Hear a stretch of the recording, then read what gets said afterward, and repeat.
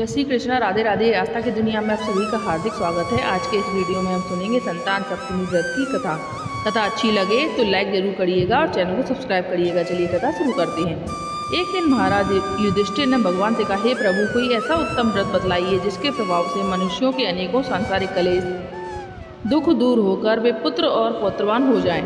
यह सुनकर भगवान बोले, हे राजन, तुमने बड़ा ही अच्छा प्रश्न किया है। मैं तुमको एक पौराणिक इतिहास सुनाता हूँ, ध्यानपूर्वक सुनो। एक समय लोमय ऋषि ब्रजराज की मथुरापुरी में वसुदेव देवकी के घर गए। ऋषिराज को आया हुआ देखकर दोनों अत्यंत प्रसन्न हुए और उत्तम आसन पर बैठाकर अनेक प्रकार से उनका वंदन और सत्कार किया। फिर मुनि के चरणोदक से अपने घर तथा शरीर को पवित्र किया।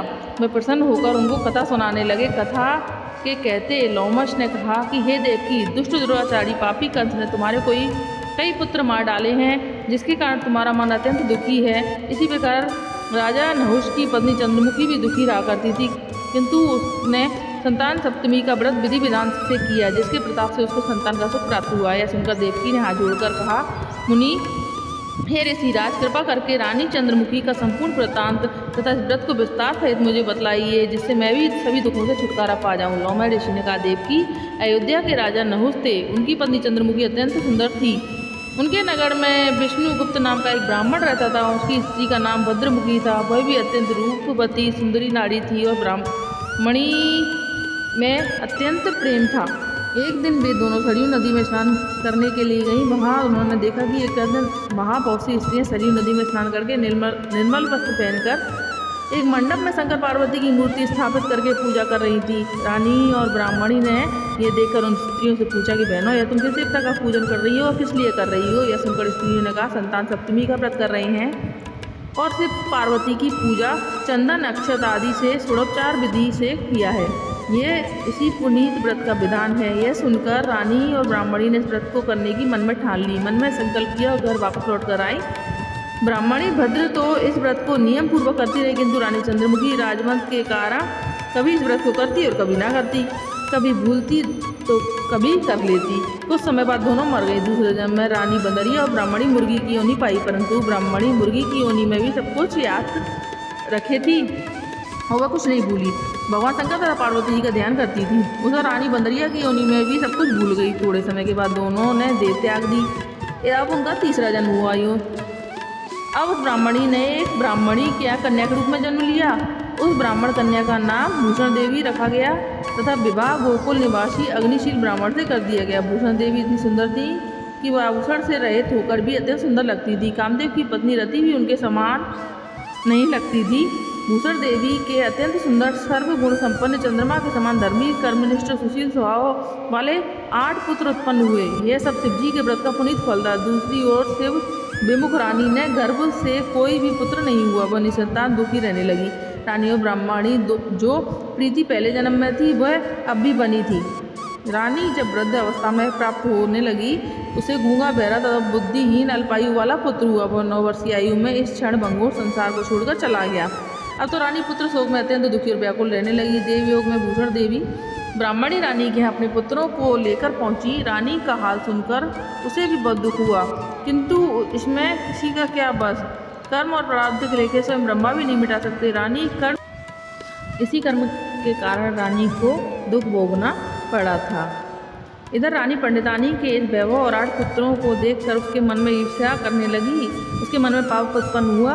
उस ब्राह्मणी ने रानी का संताप दूर करने के निमित्त अपने 8 पुत्र रानी के पास छोड़ दिए।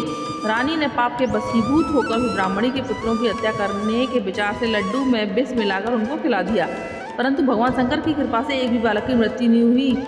यह देखकर रानी अत्यंत आश्चर्यचकित हुई और रहस्य का पता लगाने के लिए मन में उसने विचार किया। भगवान की पूजा में निवृत्त होकर जब भूषण देवी आई तो रानी ने उससे कहा कि मैंने तेरे पुत्रों को मारने के लिए जहर मिलाकर लड्डू खिला दिए, किंतु इनसे भी एक भी नहीं मरा। कौन सा दान पुण्य किया है तूने? कौन सा व्रत किया है जिसके कारण तेरा एक भी पुत्र नहीं मरा और तू नित्य नए सुख भोग रही है? तेरा बड़ा सौभाग्य है। इसका भेद तू निष्कपट होकर समझा।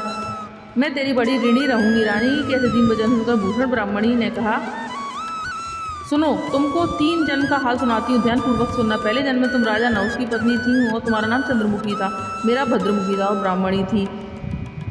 तुम अयोध्या में रहते थे और तुम्हारी बड़ी प्रीति थी मेरे साथ। एक दिन हम दोनों सरयू नदी में स्नान करने गई। दूसरी स्त्रियों को संतान सप्तमी का उपास शिव जी की पूजा अर्चना करते देखकर हमने इस व्रत का करने का मन में विचार किया, प्रतिज्ञा की, किंतु तुम सब भूल गई और झूठ बोलने का दोष तुमको लगा, जिससे तुम आज भी भोग रही हो। मैंने इस व्रत का आचार विचार सहित नियम पूर्वक सदैव किया, आज भी करती हूँ। दूसरे जन्म में तुमने बंदरिया का जन्म लिया तथा मैंने मुर्गी की योनि ली।